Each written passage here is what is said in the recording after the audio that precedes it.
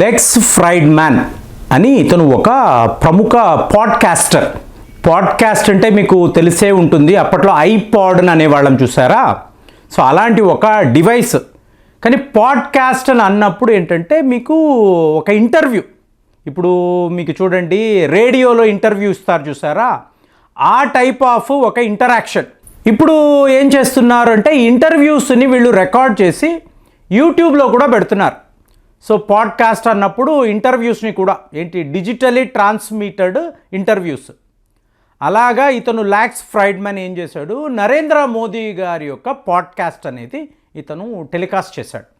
So ఇందులో మోదీ గారు మాట్లాడిన విషయాలు అంటే కొన్ని విషయాలు ఈయన మాట్లాడారు. ఇవాళ యావత్ చైనా కూడా అంటే వాళ్ళ చైనా కమ్యూనిస్ట్ పార్టీ అనండి, అందులో ఉండే నాయకులు, అలాగే గ్లోబల్ టైమ్స్ యొక్క మీకు ఆ టీమ్, చైనా ప్రజలు, సో వీళ్ళందరూ కూడా మోదీ గారికి బ్రహ్మరథం పడుతున్నారు. అంటే చైనా ప్రజలు ఇతన్ని అభిమానించడము చాలా చాలా ఎక్కువ. ఎందుకంటే వీళ్ళు ఎక్కడైనా ఒక G20 మీటింగ్ అన్నారు అనుకోండి, మీకు ప్రపంచ స్థాయిలో నాయకులు వస్తారు, అందరూ కూడా మీకు నల్ల రంగులో కోటు సూటు బూటు వేసుకొని నిలబడి ఉంటారు. మోదీ గారు మాత్రం మన భారత్కే సంబంధించిన దుస్తులు వేసుకొని ఒక గెడ్డం పెట్టుకొని స్పెషల్గా అక్కడ కనిపిస్తారు. సో వీళ్ళందరూ ఏంటో ఒక యోగిలాగా, ఏదో ఒక ఋషిలాగా అలాగా చూస్తారు. చైనా ప్రజలకి ఇది ఆనవాయితీ, మోదీ అంటే వెరీ స్పెషల్ అని వాళ్ళు అనుకుంటారు. సో ఇవాళ ఈ పాడ్కాస్ట్లో ఈయన మాట్లాడిన కొన్ని విషయాలు మీకు షాకింగ్ అన్నమాట. షాకింగ్ అని ఎందుకు అంటున్నానంటే, ఈ నేషనల్ పీపుల్స్ కాంగ్రెస్ అని అంటారు. ఇది ఏమిటి? చైనా వాళ్ళ పార్లమెంట్, అక్కడ వాళ్ళ ఫారిన్ మినిస్టర్ వాంగ్ యీ అంటారు. ఆ వాంగ్ యీ మాట్లాడుతూ మనము భారత్తో ఈ మెయింటైన్ చేయాల్సిన ఫ్రెండ్షిప్ ఇంకా పెరగాలి, అంటే డ్రాగన్ ఎలిఫెంట్ కలిసి నృత్యము చెయ్యాలి, డాన్స్ టుగెదర్. ఎక్కడ? చైనా కమ్యూనిస్ట్ పార్టీ యొక్క పార్లమెంట్, అక్కడ ఈయన మాట్లాడుతున్నారు. అంటే జీ జింగ్పింగ్ పర్మిషన్ లేకుండా గ్లోబల్ టైమ్స్లో ఒక చిన్న పార్టీ వార్త కూడా రాదండి, ఒక న్యూస్ కూడా వాళ్ళు పబ్లిష్ చేయలేరు. అందులో మీకు ఈ డ్రాగన్ ఎలిఫెంట్ నృత్యము చేస్తున్నట్టు ఒక పెద్ద కార్టూన్ వేసి భారత్కు చైనాకు మధ్య ఈ స్నేహము అనేది చాలా స్టేబుల్గా ఉండాలి, ఇంకా కూడా బలోపేతం అవ్వాలి, మనము కలిసి పయనించాలి. ఇంకొక గ్లోబల్ టైమ్స్ ఆర్టికల్, పాండా కూర్చొని ఉంటుంది, పక్కన మీకు ఏనుగు కూర్చొని ఉంటుంది, ముందు పొడవాటి ఒక దారి. అంటే ఈ దేశాల భవిష్యత్తు ఏమిటి, వీళ్ళు ఫ్యూచర్ని ఎలా చూస్తున్నారు, వీటి మీద ఆర్టికల్స్. అంటే మోదీ గారు ఏదో చైనాను ఇంప్రెస్ చేయడానికి ఈ పాడ్కాస్ట్లో మాట్లాడారు అని రాసేవాళ్ళు ఉన్నారు. కానీ మరి గ్లోబల్ టైమ్స్ వాడు చైనా పార్లమెంట్లో వాళ్ళ విదేశాంగ మంత్రి ఇలా ఎందుకు మాట్లాడుతున్నారు అనేది అడగడానికి ఇప్పుడు ఈ వీడియో. సో ఇప్పుడు మోదీ గారు ఏం మాట్లాడారు చూడండి. ఫ్రైడ్మ్యాన్ అడుగుతున్నారు, మీకు చైనాకు మధ్య గొడవలు ఉన్నాయి కదా, పెద్ద గొడవలు కదా, దీనిని మీరు ఎలా చూస్తున్నారు? సో సింపుల్గా మోదీ గారు ఏమన్నారంటే, ఒక ఫ్యామిలీ అండి, అంటే చైనాను ఫ్యామిలీ అంటున్నారు. ఇక్కడ అతి ముఖ్యమైన విషయం ఇది. ఒక ఫ్యామిలీలో భార్య భర్తలు పిల్లలు వీళ్ళందరూ ఉంటారు కదా, ఏదో ఒక రకంగా ఏదో ఒక గొడవ వస్తూనే ఉంటుంది. There will be always a conflict అనేది ఉంటుంది, భార్యాభర్తల మధ్య కాన్ఫ్లిక్ట్ ఉంటుంది. కానీ ఇది డిస్ప్యూట్గా మారకూడదు, అంటే విడిపోయే పరిస్థితికి రాకూడదు. సో భారత్ చైనా మధ్య అలాంటి ఒక సంబంధము అనేది ఉంది. ఎందుకు అంటే ఆసియా ఖండంలో వీళ్ళిద్దరూ మేజర్ పవర్స్ అంటే ఈ దేశాలను మీరు చూడండి, మీకు అతి పురాతనమైన సాంప్రదాయాలు ఈ దేశాలలో ఉంటాయి. ఈ నాగరికత, భారత నాగరికత అనండి, చైనా నాగరికత అనండి, అత్యంత పురాతనమైనవి. యూరోప్ వెస్టర్న్ దేశాలు కటిక పేదరికంలో హయ్యెస్ట్ జీడిపిని సాధించిన భారత్తో పాటు చైనా కూడా ఉండేది. అంటే ప్రపంచంలో ఒకప్పుడు వీళ్ళు సూపర్ పవర్స్గా ఉండేవారు. భారత్ యొక్క సిల్క్ రూట్ ద్వారానే చైనా వాళ్ళు యూరోప్ దాకా వెళ్ళేవాళ్ళు. కొన్ని వేల సంవత్సరాల నుంచి ఈ సత్సంబంధాలు కొనసాగుతున్నాయి. సో దీనిని చైనా అర్థం చేసుకోవాలి. ఈ కోఆర్డినేషన్ ఇది బాగుంటే చైనాతో ఎప్పుడూ కూడా మా స్నేహము కొనసాగుతుంది. చైనా మా శత్రువు కాదు, ఇట్ ఈస్ అవర్ ఫ్యామిలీ.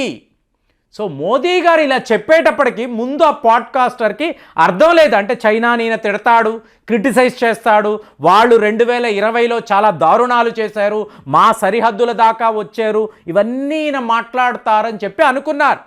ఎప్పుడైతే రష్యాలో బ్రిక్స్ సబ్మిట్ జరిగిందో మోదీ గారు జీ జింగ్పింగ్ కూర్చొని మాట్లాడారో, మీకు అక్కడ లడాక్ వద్ద చైనా సైనికులు వెనక్కి వెళ్ళిపోయారో, పరిస్థితులు మారిపోయాయి అనేది చెప్పడానికి మోదీ గారు ఇదంతా మాట్లాడుతున్నారు. అందుకని చైనాను మనం నమ్ముతామా? నమ్మము, ఎప్పుడూ కూడా నమ్మము. కానీ చైనాతో మనకు ఉండాల్సిన వ్యాపారం, వాళ్ళతో ఉండాల్సిన ఎక్స్పోర్ట్స్, ఇంపోర్ట్స్, ఈ సత్సంబంధాలు ఎందుకు? పొరుగు దేశం. ఈ ప్రపంచములో ప్రతి ఒక్క దేశముతో మాకు స్నేహపూర్వకమైన ఈ సత్సంబంధాలు ఉండాలి, except Pakistan. Pakistan beyond reformation.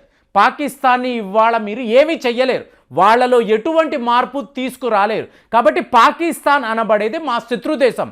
China మా శత్రువు కాదు, ఇవాళ కూడా మా స్నేహితుడు, వాళ్ళతో ఇంకా కూడా మేము వ్యాపారాలు అలాగే కొనసాగిస్తున్నాము. ఇది మోదీ గారు చైనాకు ఇచ్చే సందేశం. మరి చైనా వైపు కూడా వాళ్ళకి ఎంత ఆనందంగా ఉందంటే, ఎప్పుడైతే డొనాల్డ్ ట్రంప్ గారు వచ్చారో, ఈ టారిఫ్ వార్ అనేది మొదలుపెట్టారో, ఏదో ఒక రకంగా భారత్తో కలిసిపోవాలి, వీళ్ళతో మంచి రిలేషన్షిప్స్ ఉంటే మన వ్యాపారము, మన జీడిపి ఎక్కడా తగ్గదు అని చైనా వాళ్ళు ఫిక్స్ అయిపోయారు. సో దీన్ని సబ్స్టాన్షియేట్ చేయడానికి అక్కడ రష్యా, పుతిన్ గారు దగ్గర ఉండి మన ముగ్గురము కూడా ఆప్తమిత్రులుగా ఉండాలి, ఈ గొడవలు వద్దు, అమెరికాను ఆపాలి అంటే మనము కలిసిమెలిసి ఉండాలని పుతిన్ గారు రష్యాలో కూర్చోబెట్టి డిన్నర్ పెట్టి ఆయన మాట్లాడి ఇలాంటి ఒక రెజల్యూషన్ అనేది చేయగలిగారు. సో ఇవాళ అందరూ మాట్లాడేది మరి ట్రంప్ పరిస్థితి ఏంటి, అమెరికా పరిస్థితి ఏంటి? చైనా భారత్ కలిసిపోతే వీళ్ళ ఆప్తమిత్రుడు రష్యా అన్నప్పుడు అమెరికా పరిస్థితి ఏంటంటే, అమెరికా నాయకులంతా ఇక్కడ భారత్లో క్యూ కడుతున్నారు కదండి. మీకు తులసి గాబార్డ్ గురించి నిన్న మాట్లాడాం. ఇప్పుడు జేడీ వెన్స్ వాళ్ళ వైస్ ప్రెసిడెంట్ ఆయన రాబోతున్నారు. తరువాత ఏకంగా డొనాల్డ్ ట్రంపే భారత్కు వస్తారు. వచ్చిన వ్యక్తి ఏం మాట్లాడతారు? క్వాడ్ అంటారు, చైనాను మనం ఎదిరించాలి, ఇండో పసిఫిక్ రీజన్లో స్టెబిలిటీ ఉండాలి, ఇవన్నీ మాట్లాడతారు. కానీ నువ్వు నన్ను మిత్రుడుగా ఎంచుకున్నావా? నా మీద కూడా టారిఫ్ అంటున్నావు కదా, you are king of tariff అంటున్నావు కదా, అంటే ప్రతిదీ నీ ఇష్టమేనా? నువ్వు ఎలా మాట్లాడితే అలానే ఒప్పుకోవాలా? ఎందుకు ఒప్పుకోవాలనే ఒక పెద్ద క్వశ్చన్ మార్క్ మీకు ఇవాళ ఉందండి. ఎందుకు చెప్తున్నానంటే, మోదీ గారు ఈ పాడ్కాస్ట్లో ఉన్న విషయాలు ఉన్నట్టుగానే మాట్లాడారు. చైనాను ఇవాళ కూడా మేము మిత్రుడుగానే చూస్తున్నామని ఒక పెద్ద విషయాన్ని ఈయన మాట్లాడారు. కానీ మీరు రష్యా వైపు చూశారు అనుకోండి, ట్రంప్ గారు ఏమన్నారు? వ్లాదిమిర్ పుతిన్ నా బెస్ట్ ఫ్రెండ్, నేను చెప్పినట్టు రష్యా వింటుంది, ఖచ్చితంగా యుద్ధాన్ని నేను ఆపగలను అని చెప్పి పుతిన్ గారు, మేము చెప్పినట్టు వినకపోతే చాలా సమస్యల్లో ఉంటారండి, you will face big problems. మరి అలాంటప్పుడు మీరు అమెరికాను ఐసోలేట్ చేయాలనుకుంటున్నారా? చైనాతో కలవాలనుకుంటున్నారా? లేదండి, మేము విశ్వమిత్ర, ఈ ప్రపంచంలో ఉన్న దేశాలంతా కూడా మాకు కావాలి, వాళ్ళతో మేము వ్యాపారం చేసుకోవాలి, మా జీడిపిని పెంచుకోవాలి, అందరితో మేము స్నేహపూర్వకంగా ఉంటాము, ఎక్సెప్ట్ ఈ పాకిస్తాన్. బంగ్లాదేశ్లో కూడా ఎలక్షన్స్ వచ్చాయి అనుకోండి, అక్కడ కూడా న్యూ నార్మలే ఉంటుంది కదా.